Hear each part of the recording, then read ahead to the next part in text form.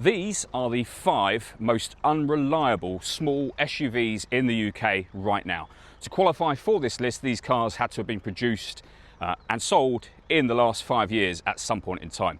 The car at number 5 is not the Mercedes-Benz behind me, and in fact this car isn't on the list at all. This is just a representation of small SUVs. The car at 5 is actually the best-selling car, new car, in the UK right now, which is the Ford Puma. At 4th, we've got the Seat Arona is the car in 4th position, and actually the car in 3rd may as well be the same vehicle really, as it's the Skoda Karoq. So essentially the same car, although specifically the diesel Karoq, whereas with the Puma and the Arona it's just a generalisation across the board. All Pumas, all Seat Aronas.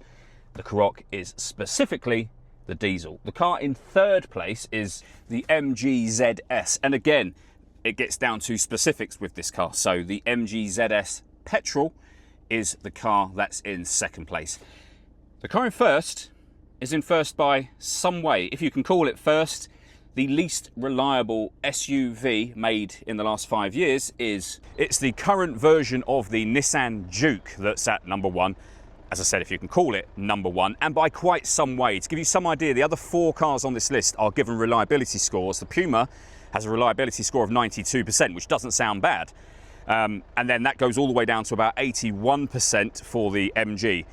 The Nissan Juke is at 50%. So it's a significant drop-off from the MG in 2nd to, again, if you can call it first, to the Nissan Juke in 1st at 50%. Now, this isn't my list, this comes from What Car magazine, and I should also state that I have 2 family members that have the current version of the Juke. It's a nice car to drive, and they've had no issues with theirs whatsoever. It's like any car, the most reliable cars can have issues, the least reliable cars can also be issue-free.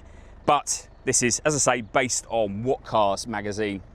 So, not my list, blame them.